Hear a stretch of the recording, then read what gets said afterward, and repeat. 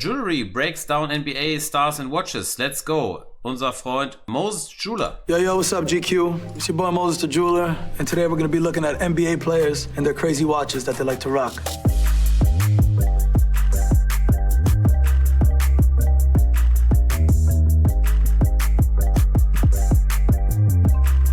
LeBron James, aka King James. We got him rocking a RM11 blue NTPT carbon. This is a crazy piece over here. This is a whole carbon casing. This is a limited watch. I believe they made 50 pieces on this. I do know they made... Nee, ich glaube mehr. Das war kein 50er, aber wie heißt die denn nochmal? Ja, wir haben die auch mal verkauft. Wie heißt die denn nochmal? Die blaue. John Todd, da wurden mehr von gemacht, nicht 50 Stück. 50 on this red one. It's just a crazy limit. Das ist die rote, die... seht ihr, das ist das alte Gehäuse. Das war mal eine Limited Edition. Danach ist die RM1103 rausgekommen. Auch nicht beliebt. Also auch wenn es eine Limited Edition ist, ist es nicht beliebt Uhr. Piece. A watch like this goes for over $400,000. You either need to be extremely plugged in with Richard Mille, or again, you'd have to go to a gray market dealer, or you could be the all-time leading scorer like LeBron. We got LeBron over here wearing a Cartier Crash, but this one's a little different. This is the skeleton version, which is probably the rarest one that they came out with, and this is in 18 karat rose gold. I mean, this piece is one of my favorites, and who better? Also Cartier Crash ist ein eigenes Thema für sich. Es gab ja mal eine Zeit, in der London und Paris unabhängig davon Uhren produziert hat. Das heißt, die Uhren, die in London rauskamen, wurden auch in London produziert. Und da gab es auch verschiedene Crash-Varianten, die halt noch seltener sind, sagen wir aus dem Vintage-Bereich. Heutzutage gibt es dann aus der Cartier Crash-Serie doch relativ, es gibt schon einige Limited, immer noch selten und immer noch deutlich über Liste, aber es gibt schon ein paar Limited Editions, ne? LeBron to sport it. This one you can actually see all the open work, and it's done in a solid 18 karat rose gold. And this piece is just as unique as possible. It just looks like a melting clock on his wrist. What I love what they did over here, basically they took the extravagant case and they just put a nice simple black alligator leather band to really make the head pop. Whenever you see somebody wearing a watch like that, you want to look in and be like, what the heck is that on his wrist? This is not your usual timepiece. And what I love over here is that they used blue hands for the hours and minutes, and then they also got a blue cabochon sapphire for the winder on the side of the watch. It's limited to 67 pieces worldwide, and of course, LeBron has one. Anthony Davis. USA champs over here, baby.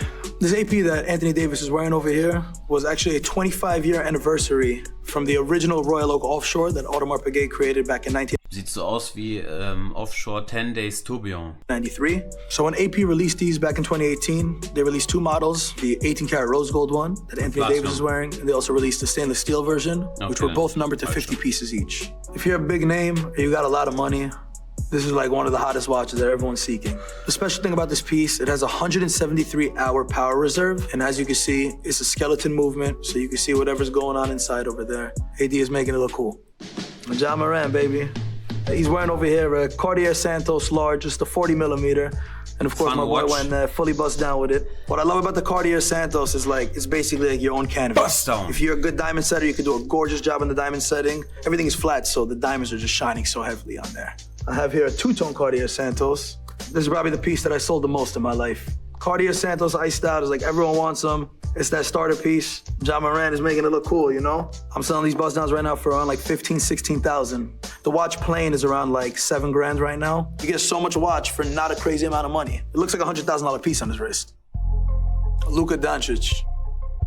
He's rocking an 18 karat white gold AP. This is a Royal Oak chronograph. Das, meine lieben Freunde, wenn ihr momentan eine Frosted Gold haben wollt, also da gibt es echt immer wieder, ich traue mich die jetzt nicht zu kaufen, weil ich nicht weiß, ob ich Kunden dafür habe. Momentan, du kriegst eine Frosted Gold, ich will nicht sagen für den Listenpreis, aber also für 110.000 Euro gibt es schon teilweise eine Frosted Gold. Kommt drauf an, welche natürlich, aber da kann man momentan ein richtig gutes Schnäppchen machen. So as you can see, he has the 3 chronos in the center of his watch. So this will be a non-chrono AP.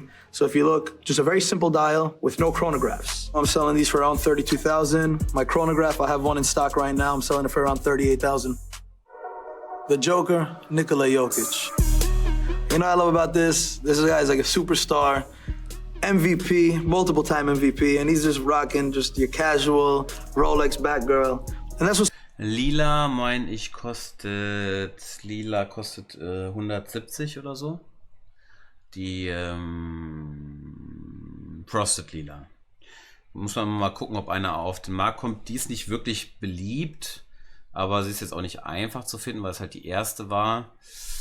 So cool about Rolex too, you know, some people, they want to rock the expensive limited edition pieces, and then you got a guy of his caliber sporting one of the most iconic pieces right now. The reason they call it a Batgirl is because of the Jubilee band. If this had an oyster band, it would be called a Batman. The reason they call it a Batman or a Batgirl, of course, is because of the black and blue bezel. The bezel colors is what's going to change from a Batman to a Pepsi. Pepsi is going to have the red and blue. The root beer has that brownish and black, and also has the rose gold down the middle, of course. Rob Dillingham. Over here we got Rob Dillingham rocking a unique RM. This is a little different. This is considered as their extra thin. This is the RM 6701 in solid 18 karat rose gold. And again, it's just a sleek look. It's thinner to the wrist, and it doesn't have that clunky big feel like most RMs do have. Some people don't like the clunky. Also momentan, das ist so einer der gut laufenden Modelle, ne? Auch in Titan, Roségold, ist schon zeitgemäß. Die Uhren werden immer kleiner. Version of an RM, so they'll go with the ultra thin, you know? They'll go for this. And then some people will say, I don't want the extra thin, I want to have the original RM big clunky silhouette so that everyone can see what's on my wrist. Most RMs are limited in numbers. I am not sure if this one is limited. I don't think it is. But again, goes over retail like every RM, and you'd have to reach out to a secondhand dealer to get this piece. Tyrese Haliburton. Tyrese Haliburton over here. This is a classic timepiece. Date 40, reference 228238. I got mine over here. It's the same one that he's wearing. You have the silver Roman dial on an 18 karat yellow gold presidential. If you're a watch connoisseur and a watch collector, you must have this in your collection. This is what the US presidents used to wear back in the 70s and 80s. This is like one of the most iconic watches of all time. This is like what screams Rolex. The presidential band, the fluted bezel, that iconic gold look, that solid look. This is a Day 40. They used to make the Day 41, which they discontinued back in 2016. And then, of course, they have the Day 36.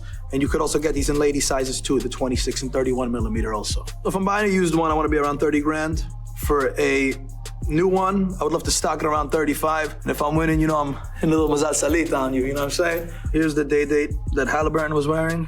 And then this is the factory green Day, which is one of the hottest dials out right now. And the difference between these two is around 20,000 just because of the dial. So this is another Cartier Crash that Tyrese Haliburton's wearing.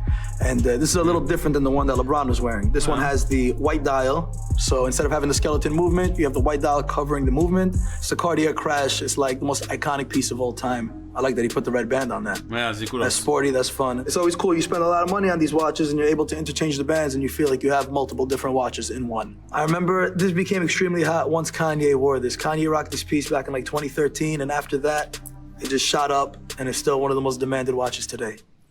Giannis Antetokounmpo. Over here we got Giannis wearing a Breitling Navitimer B01 green chrono. This comes in a 43 millimeter case back.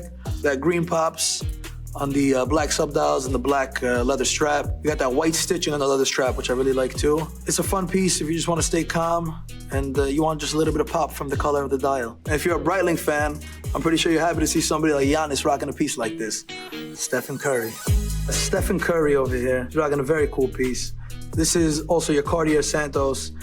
Haben wir auch aktuell, finde ich, sehr gelungene Uhr. The 40 millimeter. The difference here is that the case went through a DLC process, basically gave it a black PVD. So it's blackened on the case, and then he got the black leather strap on it. This is an extremely humble and chill piece that Steph Curry's rocking. Casual, everyday, sharpshooter Steph is rocking it right. I've had this in stock before. I sold it for cheap, for around like $6,500. You should be able to get these retail at Cartier too. I believe you could get a little discount from a dealer. Jimmy Butler. We got Jimmy Butler over here, rocking the 5980 rose gold. They call this the godfather of all watches. It's the thicker case as opposed to the 5711 Nautilus. Patek Philippe is obviously known as one of the best at what they do. Jimmy got a crazy collection, and I'm not surprised he has this in his collection. This watch, also the 5980, is discontinued. You call a dealer, and you better be ready to wire between $200,000 and $250,000. And at the height of COVID, they were going for like over $400. It's an expensive timepiece. Victor Wembanyama. Over here, we got him wearing a Cartier skeleton. Basically, compared to all the Santoses we spoke about. Hab ich lange nicht mehr gehabt. Auch eine gute Uhr. This is the same silhouette, 40 millimeter, large. The only difference here is that you have that skeleton opening. Our generation really fell in love with this. They want to look deep into the watch. as we say. We want to see all the mechanics. We want to see how it's working. The difference between this and your regular white dial, you're looking around like a $25,000 difference. This one's gonna cost you around 30 grand. But you can see why, it's a gorgeous piece. Paul George. Paul George over here, he's rocking a Day 40. The difference between the last ones that we saw is this one has the factory diamond bezel and a factory diamond dial. Again, we got the classic silhouette of the Rolex Presidential, all 18 karat solid yellow gold. It's the most meticulous and highest quality gem setting and the most meticulous, highest quality diamonds that you could see. And those baguette hour markers are so gorgeous. When it comes from Rolex, when it's Rolex diamonds, people want to know that they have their warranty with Rolex still. With Rolex, you get a 5-year warranty from the date of purchase on your Rolex paperwork. SGA, Shai Gilgeous-Alexander. He's rocking a AP 41mm two-tone. This is a 15400 SR. I love that two-tone. You know, rose and white became such a hot thing in the last like 10 years. It's that classic silhouette, that classic AP Royal Oak silhouette. Again, you're not gonna see too many people rock it. The GOAT, Michael Jordan. Michael Jordan's been famously known for having a crazy watch collection that he's been rocking throughout his basketball career and rocking up until today, and he's continuously adding crazy pieces to his own collection. And of course, the GOAT has to wear one of the rarest pieces of all time. He's wearing a 6263 Rolex Daytona, one of the rarest, and this is the Daytona that made all Daytonas hot. Anything Daytona is going for over retail. It's the best sports model Rolex makes. Over here, we got Michael Jordan wearing a Paul Newman reference 6241. When I'm looking deep into it, it seems like he has this like sapphire crystal type of band, which seems like it would have to have been custom made. It's pretty crazy to do that on such an original piece like the Paul Newman, that vintage Daytona. I never heard of this being custom done, but comment down below what you know about this. Ja, ist so eine, ich weiß nicht, wer das gemacht hat, aber gibt es ja so alternative Hersteller. I don't know too much what I'm looking at right now. This is a blue Sky Dweller. Everyone wants that blue face or the green face. It's cool to see MJ go from some of these crazy expensive timepieces to rocking something, you know, something that everyday casual wear. The Sky Dweller is a bigger case, and the Sky Dweller is one of the only Rolexes that you can actually spin the bezel on, and you'll have different functionalities. And I believe there's only 9 watchmakers at Rolex that can make this piece. Hey, GQ, it's your boy Moses. I'm out. Always remember, rock what you like.